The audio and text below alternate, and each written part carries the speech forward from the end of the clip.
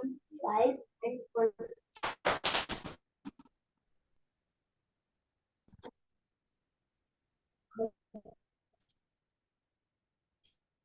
हम लोग आज नाइट विजन की क्लास में जो 9 PM पे आपकी डेली होती है, संविधान, जो संविधान का पहला चैप्टर हम लोगों ने हिस्टोरिकल बैकग्राउंड यानी ऐतिहासिक बैकग्राउंड समझ लिया है। और ऐतिहासिक बैकग्राउंड के बाद आज हम लोग दूसरे चैप्टर पे आएंगे और वो चैप्टर जो होगा वो मेकिंग ऑफ द कॉन्स्टिट्यूशन, यानी संविधान है, ये संविधान जो है वो बना कैसे। तो ये संविधान के बनने की प्रक्रिया है, वो संविधान के बनने की प्रक्रिया को हम लोग चैप्टर 2 के रूप में या दूसरे चैप्टर के रूप में देखेंगे। तो आज हम लोग का ये 9 PM की क्लास का जो दूसरा चैप्टर है उसका शुरुआत करेंगे हम लोग, और उसको हम लोग पढ़ेंगे क्या, मेकिंग ऑफ द कॉन्स्टिट्यूशन, संविधान का निर्माण। ये संविधान का जो निर्माण है इस चैप्टर को हम लोग शुरू करने जा रहे हैं। तो सब लोग जल्दी से, जिसको भी आना है अपना आ जाइए और एक एक चीज ध्यान से सुनते जाइए, एकदम आराम से, सहजता से, और इस रूप में जैसे कि पाचन तंत्र आपका एकदम ठीक से काम करे और उसको आप डाइजेस्ट भी साथ साथ करते जाए। और इसी प्रक्रिया की शुरुआत हम लोग करते हैं। चलिए एकदम एकदम बेसिक रूप से पहले बात करते हैं हम लोग ना। अगर देखा जाए कि भारत के लिए एक संविधान होना चाहिए, तो भारत के लिए एक संविधान होना चाहिए तो किस व्यक्ति ने सबसे पहले ये मांग करी या मांग रखी कि भारत के लिए एक संविधान होना चाहिए? कौन सा ऐसा व्यक्ति है जिसने सबसे पहले ये संविधान भारत के लिए होना चाहिए ये मांग किया? तो अरुण, काजल, आप लोगों में से किसी को मालूम है कि सबसे पहले किसने मांग करी कि भारत के लिए एक संविधान होना चाहिए? कोई लोग बताइए आप लोगों में से कि भारत के लिए एक संविधान होना चाहिए, सबसे पहले ये मांग करने वाले व्यक्ति का नाम क्या है कि जिसने कहा कि भारत के लिए एक संविधान? काजल, अरुण, कोई बताइए। Sir M N. राव। पहला व्यक्ति जिसने ये मांग किया कि भारत के लिए एक संविधान होना चाहिए। चलिए कोई बात नहीं, भारत के लिए एक संविधान होना चाहिए ये मांग सबसे पहले करने वाले व्यक्ति का नाम बाल गंगाधर तिलक है। यानी बाल गंगाधर तिलक पहले ऐसे व्यक्ति थे जिन्होंने कहा कि भारत के लिए एक संविधान होना चाहिए। चलिए थोड़ा सा हम आगे बात करते हैं। अब ये जो भारत का संविधान होगा कैसे, या भारत का संविधान निर्मित कैसे होगा, तो उसके लिए संविधान सभा होनी चाहिए। ये संविधान सभा और यही संविधान का निर्माण करेगी। तो अब हम लोग आते हैं कि संविधान सभा का इतिहास क्या है। तो संविधान सभा का इतिहास क्या है वो हम लोग देखना शुरू करते हैं। तो भारत के लिए एक संविधान सभा होनी चाहिए ना। भारत की संविधान सभा के इतिहास की मांग ये 1934 से शुरू होती है। और 1934 में सबसे पहले एक वामपंथी नेता है जिनका नाम है एम.एन. रॉय। एम.एन. रॉय यानी मानवेंद्र नाथ राय या नरेंद्र भट्टाचार्य ना, जो कि आप कह सकते हैं वामपंथ के थिंक टैंक है। वैनगार्ड इनकी पत्रिका है, इंडिया इन ट्रांजिशन इनकी पुस्तक का नाम है। और सबसे पहले इनके द्वारा ही 1934 में ये मांग उठाई गई कि भारत के लिए एक संविधान सभा होनी चाहिए। यानी संविधान की मांग सबसे पहले बाल गंगाधर तिलक के द्वारा, और भारत के लिए पहले एक संविधान होना चाहिए, संविधान सभा होना चाहिए। इस संविधान सभा की मांग को उठाने का काम सबसे पहले एक वामपंथ के नेता, वामपंथ के आधार स्तंभ एम.एन. रॉय के द्वारा 1934 में उठाई गई। इसका मतलब संविधान सभा का इतिहास शुरू होता है कब से? 1934 से। 1934 से इसका इतिहास शुरू हुआ। 1934 के बाद एक साल बाद 1935 और कांग्रेस के एक महत्वपूर्ण नेता है जिनका नाम है जवाहरलाल नेहरू। जवाहरलाल नेहरू द्वारा इन्होंने संविधान सभा की मांग को उठाया कांग्रेस के अधिवेशन में।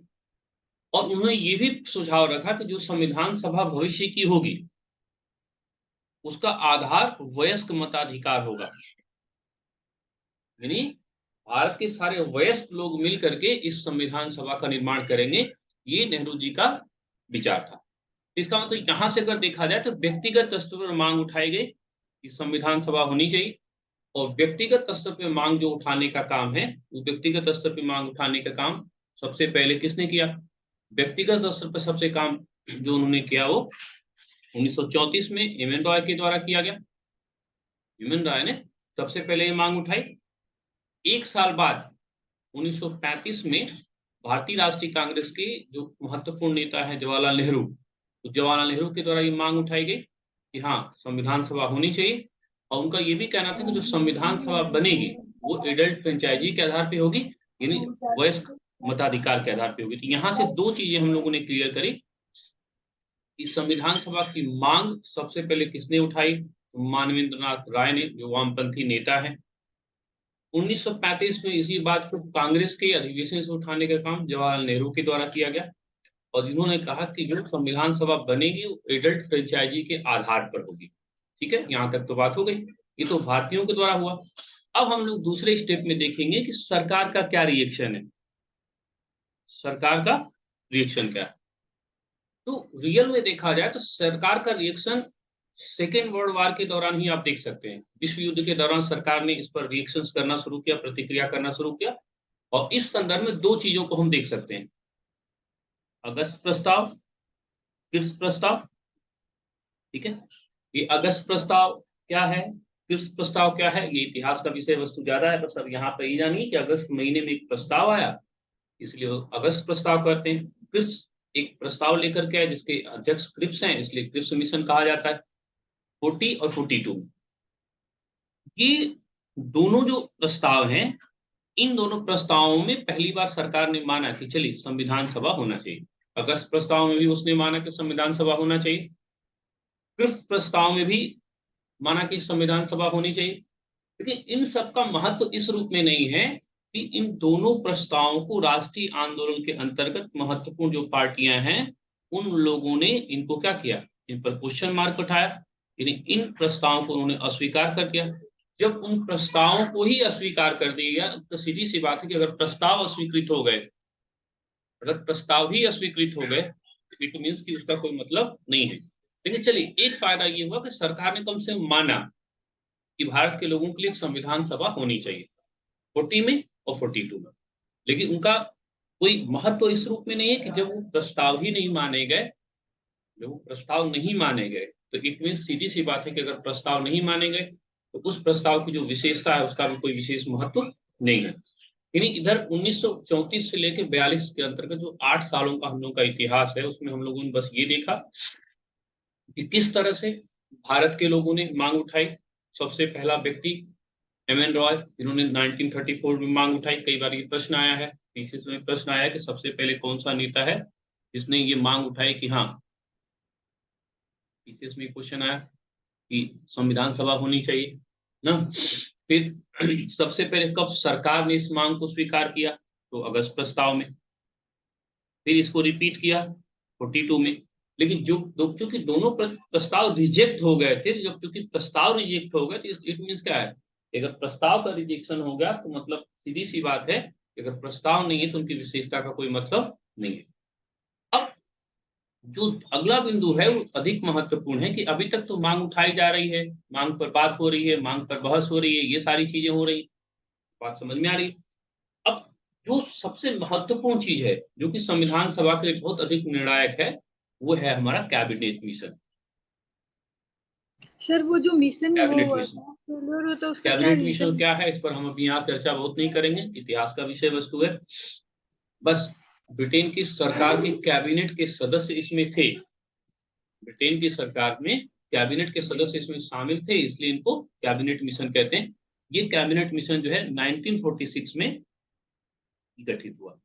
अब ये कैबिनेट मिशन संविधान सभा का क्या रिलेशन है, क्यों इसको हम कैबिनेट मिशन को यहाँ पढ़ने जा रहे हैं, इसका क्या इसमें योगदान है, वो चीज हम लोग को देखना है। तो सबसे पहली बार जो मांग स्वीकार करी गई अगस्त प्रस्ताव में और क्रिप्स प्रस्ताव में, उसको तो रिजेक्ट कर दिया गया। अब रियल में जो संविधान सभा बनी है वो संविधान सभा बनी है कैबिनेट मिशन के सुझाव पर। यहाँ पर एक चीज हमारा क्लियर हो गया। पूछेगा कि संविधान सभा का निर्माण किस मिशन के आधार पर किया गया, तो कैबिनेट मिशन के आधार पर किया गया। अब जब संविधान सभा का गठन किया गया तो उसमें ढेर सारे क्वेश्चंस होंगे कि संविधान सभा का जब गठन हुआ तो संविधान सभा के गठन में सदस्य कहाँ कहाँ से आए गए, कहाँ कहाँ से सदस्य उसको ज्वाइन किए। चुनाव की पद्धति क्या थी, चुनाव की पद्धति क्या थी, रियासतें उसमें शामिल हुई कि नहीं हुई, कितने सदस्यों को इसमें रखा गया, जिन सदस्यों को रखा गया तो सदस्यों की संख्या का आधार क्या था, हाँ, चुनाव में कौन कौन लोग शामिल हुए, ना कितनी सीटों पर चुनाव हुआ, कितनी सीटों पर किसको किसको सफलता मिली। इन ढेर सारे प्रश्नों पर आपकी जिज्ञासा होगी।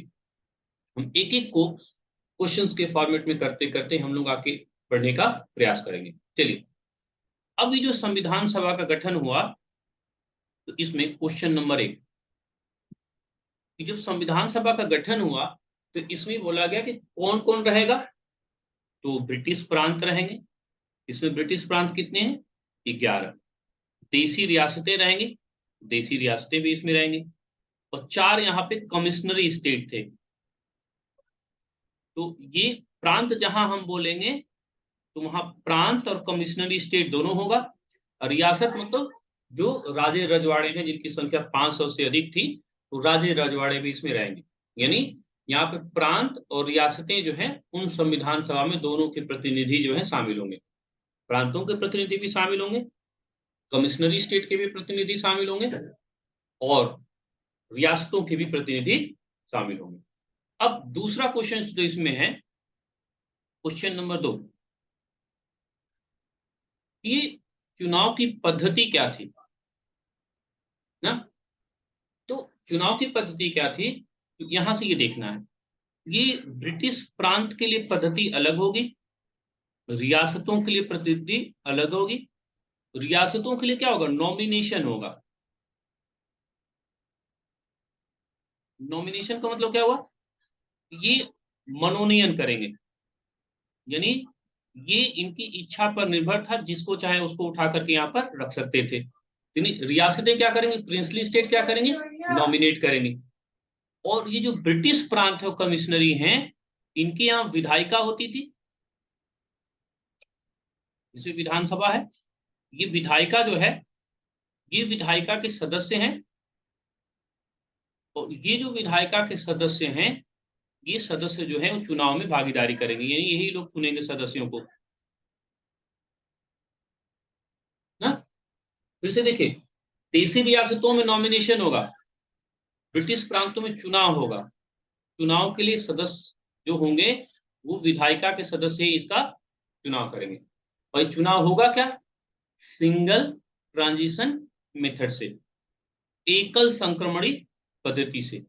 ये एकल संक्रमणी पद्धति क्या है, राष्ट्रपति के चुनाव के समय हम वहां पर डिटेल में बात करेंगे, ये भी यहाँ पर बहुत डिटेल में बात नहीं कर रहे हैं। इसका मतलब क्या है, ब्रिटिश प्रांतों के सदस्यों का चुनाव प्रांत की विधायिका द्वारा, और चुनाव एकल संक्रमणी आनुपातिक पद्धति के माध्यम से किया जाता है।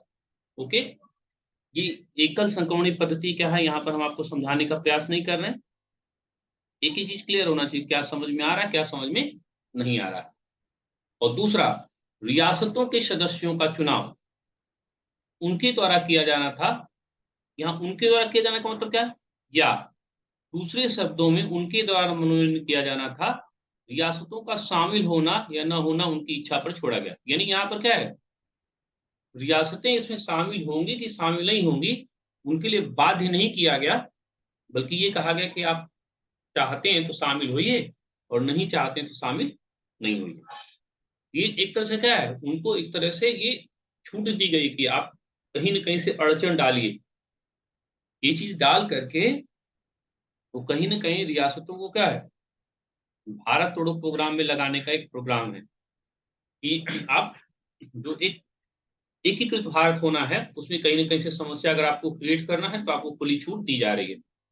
ये खुली छूट का एक तरह से क्या है, आमंत्रण है कि आप किसी तरह से जितना परेशान कर सकते हैं सरकार को परेशान करिए। तो यहाँ पर 2 प्रश्न हम लोग ध्यान दिए। पहला, संविधान सभा के गठन में कौन कौन लोग भागीदारी करेंगे, ब्रिटिश प्रांत वाले भागीदारी करेंगे, देसी रियासत वाले वो भागीदारी करेंगे। चुनाव की पद्धति, ब्रिटिश प्रांत में क्या होगा, विधायिका चुनेगी, विधायिका के सदस्य चुनेंगे, चुनाव होगा, एकल संक्रमणी पद्धति के माध्यम से होगा।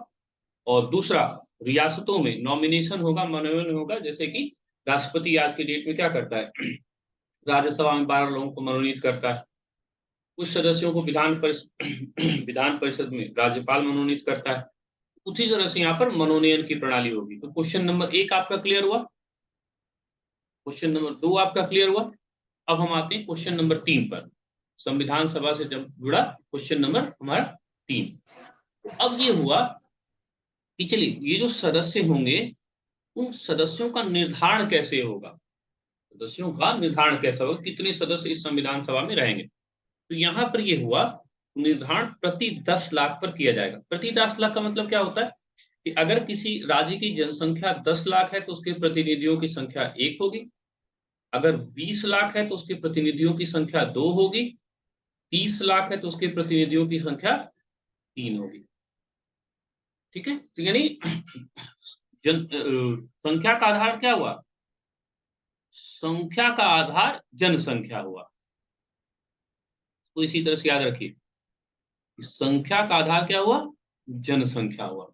और इस तरह से कुल सदस्य कितने हैं, 389 सदस्यों का चुनाव होना तय हुआ।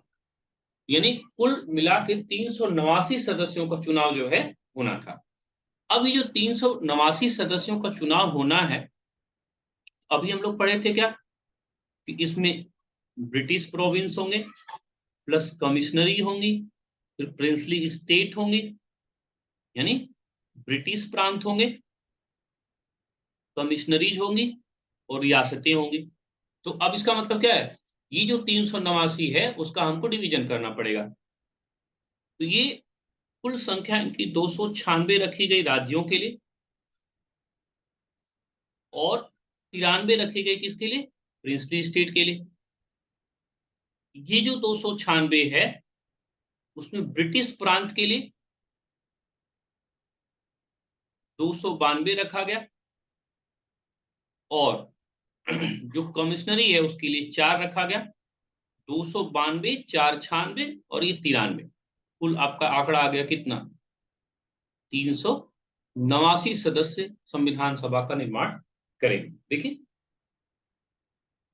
ब्रिटिश प्रांत में कितने हैं, 296। देखिए ब्रिटिश प्रांत में 296, 292 ब्रिटिश प्रांत से, 292 ब्रिटिश प्रांत से, 4 का चुनाव कमिश्नरी से, तो 4 का चुनाव कमिश्नरी से हो गया। क्लियर।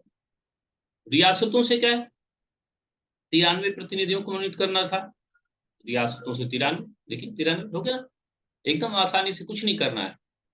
पहले 389, कुल सदस्यों की संख्या कितनी, 389 सदस्य हो गए। अभी हम लोगों ने ऊपर क्या देखा था कि इस 389 में से जो ब्रिटिश प्रांत है इसमें भी रहेंगे। हाँ, ब्रिटिश प्रांत में कितने थे, 296। 296 को भी डिवाइड किए हम कितने में, 292, 4। देसी रियासतों में क्या बोला गया, देसी रियासतों में 93। देखिए हो गया, कुल प्रतिनिधियों की संख्या 389 जिसमें ब्रिटिश प्रांत। ठीक है, फिर ये हुआ कि एक चीज और हो गया कि सीटों को 3 समुदायों में बांटा गया। जैसे यहां पर सीटें जो है इस तरह से बनेंगी, 1, 2, 3 ना। ये मुस्लिमों के लिए अलग रहेगा, सिखों के लिए अलग रहेगा और एक जनरल कैटेगरी अलग रहेगी। यानी समुदाय पूछा, कितने समुदायों में इसको कैटेगराइज किया गया, मुस्लिम प्रतिनिधि, सिख प्रतिनिधि और सामान्य प्रतिनिधि। तो कैटेगरी कितनी हो गई, 3 समुदाय में ये कैटेगरी बट गई। तो अब यहां से ये 4-5 चीजों का जो प्रश्न आपके मन में जिज्ञासा था वो सारा जिज्ञासा क्लियर हो गया। पहला, संविधान सभा का जो निर्माण हुआ, पहला बात क्या है, जो संविधान सभा का निर्माण हुआ, वो संविधान सभा का जो निर्माण हुआ वो किस सभा के आधार, किस मिशन या प्रस्ताव के आधार पर, कैबिनेट मिशन के आधार पर। सभा में कौन कौन से लोग शामिल हुए, तो ब्रिटिश प्रांत के लोग शामिल हुए, देसी रियासतों के लोग शामिल हुए, ब्रिटिश प्रांत के लोग हुए, देसी रियासतों के हुए ना। जो चुनाव की पद्धति है वो चुनाव की पद्धति क्या रखी गई, ब्रिटिश प्रांतों में विधायिका के द्वारा चुनाव होना था, सदस्यता जो सदन के सदस्य हैं वो चुनेंगे, एकल संक्रमणी पद्धति के माध्यम से चुनेंगे और रियासतों में क्या होना था, रियासतों में मनोनयन होना था, यानी नॉमिनेशन होना था। तो नॉमिनेशन के आधार पर चुनाव हुआ। अब ये हुआ कि संख्या का निर्धारण कैसे होगा, संख्या का निर्धारण जनसंख्या के आधार पर हुआ। तो इसी तरह से दिमाग में बैठाइए कि जो संख्या है, उस संख्या का जो आधार है वो जनसंख्या है। जनसंख्या के आधार पर इसका निर्धारण होगा। कितनी जनसंख्या के आधार पर, प्रति 10 लाख की जनसंख्या के आधार पर हुआ।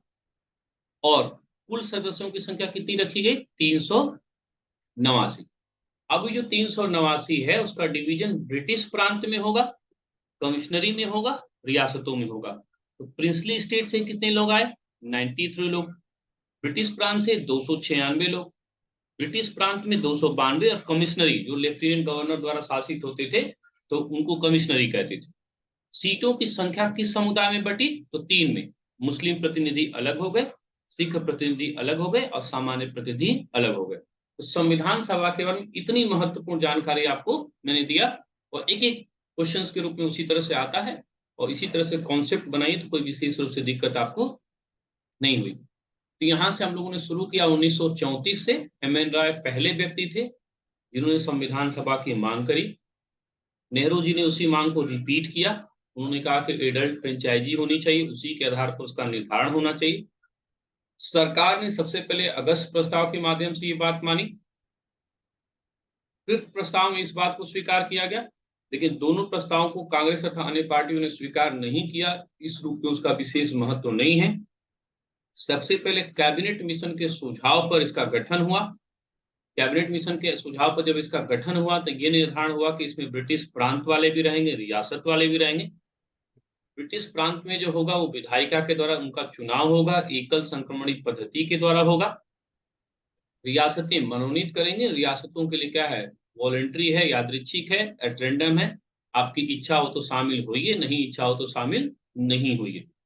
सदस्यों की संख्या का निर्धारण जनसंख्या के आधार पर हुआ, प्रति 10 लाख की जनसंख्या पर हुआ, और 389 सदस्यों का चुनाव हुआ, जिसमें ब्रिटिश प्रांत और रियासतें शामिल थी। 296 प्रतिनिधि ब्रिटिश प्रांत के थे और 93 प्रतिनिधि रियासतों के थे। 296 में से 292 जो है वो प्रांतों के थे, और 4 जो है वो कमिश्नरी के थे। और इस रूप में 389 सदस्यों का चुनाव हुआ। इन सदस्यों को 3 कैटेगरी में बांटा गया था, मुस्लिम प्रतिनिधि, सिख प्रतिनिधि और सामान्य प्रतिनिधि। ये 3 कैटेगरी में यहाँ पर बांटा गया था। तो यहाँ से हम लोगों ने 10-15 मिनट में, 20 मिनट में क्या क्या छोटी छोटी चीजों को सीखा, वो आपको समझने का देखना है। फिर जब ये चुनाव हुआ था, ठीक है, तो चुनाव का परिणाम आप वहां पर देख सकते हैं। ये सब हल्की फुल्की चीजें कि कांग्रेस को कितनी सीटें मिली, मुस्लिम लीग को कितनी सीटें मिली, स्वतंत्र और क्षेत्रीय दलों को कितनी सीटें मिली, ये सब फैक्चुअल के रूप में बस आपको वहां पर नोट्स आपको उपलब्ध रहेगा या उपलब्ध है। तो ये वाला टॉपिक मैंने नोट्स के रूप में आपको भेज दिया था। इसको नहीं मिला होगा तब भेज देंगे हम, अपना नंबर दे दीजिएगा, हम भेज देंगे आपको। तो ये फैक्चुअल चीज है, उसको आप नोट करेंगे। अब हम लोग देखेंगे कि आखिरकार जब संविधान सभा बन गई तो अब संविधान को बनाने के लिए क्या होगी, कार्यप्रणाली शुरू होगी कि संविधान कैसे कैसे बनेगा। तो संविधान की कार्यप्रणाली पर हम लोग ध्यान देंगे कि संविधान की कार्यप्रणाली कैसे हुई, यानी संविधान के बनाने के लिए कैसे कैसे प्रक्रिया शुरू हुई, या कैसे कैसे ये स्टेप बाय स्टेप हम लोग देखने का प्रयास करेंगे। ठीक है, देखिए 9 दिसंबर 1946 का दिन हमारे लिए इंपॉर्टेंट है, ये हमारे लिए ऐतिहासिक है। ठीक है, 9 दिसंबर 46 हमारे लिए इंपॉर्टेंट है। क्यों इंपॉर्टेंट है, संविधान सभा की पहली बैठक इसी दिन हुई। कहाँ हुई, नई दिल्ली में हुई। कब हुई, 11 बजे हुई। तो 11 बजे बताने का यहाँ उद्देश्य बस ये कि आज भी उसी परंपरा के तहत संविधान की जो संसद की बैठक शुरू होती है तो 11 बजे ही शुरू होती है। ठीक है, फिर दूसरी विशेषता क्या है कि मुस्लिम लीग द्वारा पाकिस्तान की मांग के समर्थन में संविधान सभा की बैठक का बहिष्कार किया गया। यानी मुस्लिम लीग ने इसने बहिष्कार किया। क्यों बहिष्कार किया, क्योंकि कैबिनेट मिशन में पाकिस्तान की मांग को अस्वीकार किया गया था, और मुस्लिम लीग पाकिस्तान की मांग को चाहती थी, इसलिए उसने इस बैठक का बहिष्कार किया। कुल कितने सदस्यों ने इसमें भागीदारी करी, तो 211 लोगों ने इसमें भागीदारी की। ठीक है, फिर यहाँ पर क्या हुआ, कि पहला प्रोटेम स्पीकर किसको बनाया गया? तो पहला प्रोटेम स्पीकर सच्चिदानंद सिन्हा को बनाया गया। सच्चिदानंद सिन्हा को क्यों बनाया गया? क्योंकि सबसे ये वरिष्ठ सदस्य हैं। तो वरिष्ठ सदस्य को ही प्रोटेम स्पीकर क्यों बनाया गया? ये परंपरा जो है फ्रांस के संविधान में देखी गई थी, तो फ्रांस के संविधान का पालन करते हुए ही इनको वरिष्ठतम सदस्य को ही सच्चिदानंद सिन्हा को प्रोटेम स्पीकर के रूप में ये बनाया गया। ठीक है, तो ये हम लोग छोटी छोटी बातों को यहाँ से समझने का प्रयास किया हम लोगों ने कि संविधान की कार्यप्रणाली में पहला दिन क्यों महत्वपूर्ण है, बैठक हुई, कब बैठक हुई, कौन इसमें शामिल हुआ, कितने लोग शामिल हुए, कितने लोग शामिल नहीं हुए, सत्यनारायण सिन्हा को प्रोटेम स्पीकर क्यों बनाया गया, ये सारी चीजों को हम लोगों ने जानने का प्रयास किया। एकदम आसान सी चीजें, बस एक बार आप रिवीजन करते जाएंगे। फिर जो है दूसरी बैठक जो हुई वो 2 दिन बाद हुई, 11 दिसंबर को, 9 और 2 11। यहाँ पर क्या हुआ, जो अस्थाई अध्यक्ष है, अस्थाई अध्यक्ष किसको बनाया गया? डॉक्टर राजेंद्र प्रसाद को बनाया गया। और चूंकि काम बड़ा था तो 2 उपाध्यक्ष बनाए गए, एस.सी. मुखर्जी और कृष्णा ब्रह्मचारी। तो ये उपाध्यक्ष हैं, हाँ, 2 उपाध्यक्ष हैं, एस.सी. मुखर्जी और कृष्णा ब्रह्मचारी। तो 2 उपाध्यक्ष जो हैं, 2 उपाध्यक्ष जो यहाँ पर आप देख सकते हैं कि 2 उपाध्यक्ष बनाए गए। दूसरा, संविधान सभा के सलाहकार के रूप में किसकी नियुक्ति की गई? तो बी.एन. राव की संविधान सभा के सलाहकार के रूप में नियुक्ति की गई। बी.एन. राव मतलब वेणुगोपाल नरसिंह राव। ये 9 दिसंबर और 11 दिसंबर को सामान्य जो औपचारिकताएं थी, सामान्य औपचारिकताएं जो है पूरी हुई। अब बैठकों में सबसे महत्वपूर्ण दिन हमारा है 13 दिसंबर 1946। 13 दिसंबर 1946 क्यों महत्वपूर्ण है? क्योंकि इसी दिन नेहरू जी ने ऑब्जेक्टिव रेजोल्यूशन पेश किया। ये नेहरू जी के द्वारा उद्देश्य प्रस्ताव प्रस्तुत किया गया। इस उद्देश्य प्रस्ताव पर अमेरिका के संविधान का प्रावधान था और इसमें कुल 8 अनुच्छेद दिए गए। उद्देश्य प्रस्ताव क्या है? ड्राफ्ट बनाया गया कि आखिरकार हमको बनाना क्या है, संविधान में हमको बनाना क्या है। तो संविधान को हमको क्या बनाना है, इसमें कुल 8 अनुच्छेदों में बताया गया। और ये जो 8 अनुच्छेद थे, वो 8 अनुच्छेद इस प्रकार थे कि हाँ, हमको इसमें क्या क्या करना है, यानी मूल हमारा उद्देश्य, हमारा एक तरह से क्या हुआ, ऑब्जेक्ट क्या है, वो यहीं से डिसाइड हुआ कि शक्ति का स्रोत जनता होगी, सीमाओं का निर्धारण होगा, विश्व शांति का एक कॉन्सेप्ट होगा, संघ की एकता रहेगी, अल्पसंख्यकों को भी अधिकार मिलेगा, पिछड़ी जातियों को, सबको लेकर के हम चलने वाले थे, सबको लेकर के हम चलने वाले थे। ये उद्देश्य प्रस्ताव एक प्रकार का क्या है, ड्राफ्ट है। यही ड्राफ्ट भविष्य में संविधान का क्या करना था, उस संविधान को निर्धारित करने वाला था कि संविधान हमारा कैसे निर्धारित होगा। यह संविधान का हमारा ये एक तरह से प्रीमियर है। और बाद में ये जो उद्देश्य प्रस्ताव है इस रूप में महत्वपूर्ण है। यही उद्देश्य प्रस्ताव फिर 22 जनवरी 1947 को उद्देश्य प्रस्ताव पारित हुआ। और यही इंपॉर्टेंस का क्या है, प्रस्तावना आजकल का यही है, जो उद्देश्य प्रस्ताव है यही एक तरह से क्या है, प्रस्तावना के रूप में कन्वर्ट हो गई। दूसरा, ये जो संविधान है, पूरा संविधान पर इसी का स्पष्ट प्रभाव दिखाई देता है। यानी जो हमारा ऑब्जेक्टिव रेजोल्यूशंस है वो इस रूप में महत्वपूर्ण है कि एक तो प्रस्तावना है वो ऑब्जेक्टिव रेजोल्यूशंस का ही बदला हुआ रूप है, और दूसरा रियल में क्या है, यही संविधान की कुंजी है। बाद में उद्देशिका ही, उद्देश्य प्रस्ताव ही उद्देशिका है, उद्देशिका ही भारत की आत्मा है। इसका मतलब ये कि अब आत्मा बन करके तैयार हो गई, और अगर आत्मा बन के तैयार हो गई, हर्ट बन के तैयार हो गया, हार्ट बन के तैयार हो गया, सोल बन करके तैयार हुआ, तो शरीर बनने में दिक्कत नहीं होनी। वैसे भी जैसा हार्ट होगा, जैसा सोल होगा, जैसा आत्मा होगा, वैसा ही शरीर होगा ना। आत्मा का अभिव्यक्तिकरण ही शरीर है, और शरीर का सूक्ष्म रूप क्या है, वो आत्मा है। तो जब आत्मा अगर उसका आकार अगर ठीक हो गया, सटीक हो गया, उसका आकार अगर ठीक हो गया, उसका आकार अगर सटीक हो गया, तो सीधी सी बात है कि इस शरीर का भी प्रतिबिंबन बेहतर तरीके से होगा। तो इसीलिए ये उद्देश्य प्रस्ताव हमारे लिए महत्वपूर्ण है। ये उद्देश्य प्रस्ताव क्या है, बीज है। ये इसी का वृक्ष दिखाई देगा आपको। पूरा जो संविधान है वो इस उद्देश्य प्रस्ताव को ही बड़ा कर दीजिए, वो संविधान है। संविधान को ही छोटा कर दीजिए, वही उद्देश्य प्रस्ताव है। बात हम कर रहे हैं पूरी किसकी?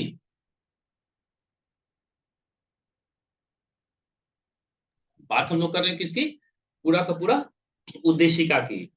इसीलिए हम यहाँ पे उद्देश्य प्रस्ताव को उद्देशिका के अनुसार ही व्याख्या करें, ताकि आपको समझ में आ जाए। उद्देशिका से आप लोग परिचित हैं, अगर उद्देशिका से परिचित है तो इस चीज से भी परिचित है। तो इसलिए यहाँ पर उद्देश्य प्रस्ताव को उद्देशिका के रूप में ही समझिए। ये इस सूक्ष्म है, संविधान स्थूल है। इसी 8 चीजों को आपको क्या करना है? उसी को बढ़ाना है ना, उसी को शरीर देना है, इसी में प्राण तत्व फूकना है। इसी से हाथ निकलेगा, इसी से पैर निकलेगा ना। हार्ट का विकास हो गया, हृदय का विकास हो गया, तो अब इसी से अंगों का विकास होगा। और वही जो अंगों का विकास है, वही आपको संविधान के रूप में देखा जा सकता है। तो आज हम लोगों ने सिंपल सा क्या हुआ, 1934 से हम लोगों ने बात शुरू करी एम एन रॉय से, और 1934 से लेकर के उद्देश्य प्रस्ताव तक की हम लोगों ने चर्चा करी कि हमारा कैसे पहले प्रीमियर रूप में कैसे कैसे किन लोगों ने मांग उठाई, सरकार ने कब स्वीकार करी, संविधान सभा का गठन कब हुआ, किस प्रस्ताव पर हुआ, कैसे हुआ ना, उसकी मूल विशेषता क्या है ना, उसकी मूल विशेषता क्या है, वो चीज महत्वपूर्ण हो गई। मूल विशेषता के साथ साथ फिर क्या हुआ, ये मूल विशेषता जो है वो कैसे संविधान सभा में कन्वर्ट होती है, कैसे कैसे चुनाव हुआ, कहाँ पर मनोनयन हुआ, कहाँ पर चुनाव हुआ ना, वयस्क मताधिकार की प्रणाली लागू नहीं की गई, क्यों नहीं लागू की गई, कितने सदस्य थे।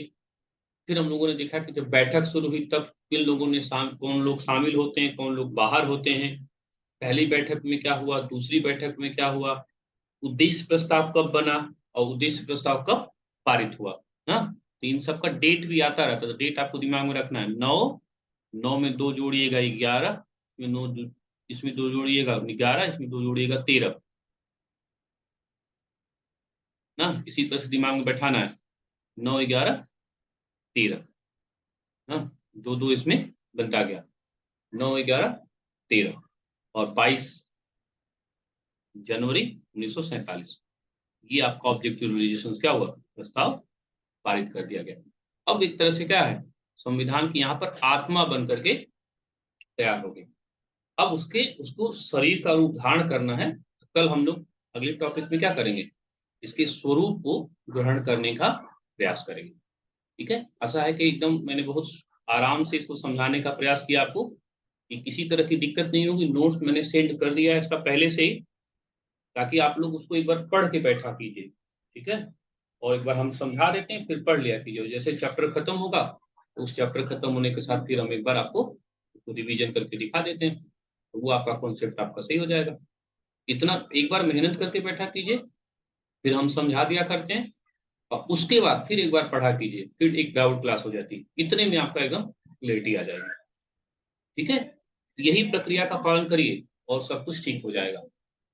ठीक, जिसको किसी को दिक्कत होगी तो आप इस नंबर पे कर दीजिएगा, हम आपको नोट्स अगर किसी के पास नहीं होगा तो हम आपको ये उपलब्ध करा देंगे। किसी पे आप कर दीजिएगा, हम आपको नोट्स उपलब्ध करा देंगे। एक बार पढ़ के बैठा कीजिए, कोई दिक्कत नहीं होगी। ठीक है, सब लोगों को गुड नाइट। कल फिर हम लोग नेक्स्ट क्लास में इसी को आगे बढ़ाने का प्रयास करेंगे। समस्या पहले से बना के रखिए, ताकि डाउट क्लास में आप कुछ पूछ सकें। डाउट क्लास में आप लोग कुछ पूछते ही नहीं तो फिर कोई मतलब नहीं है। इसलिए डाउट क्लास के लिए अपना पहले से प्रोग्राम बना के रखिए, क्या पूछना है क्या नहीं पूछना।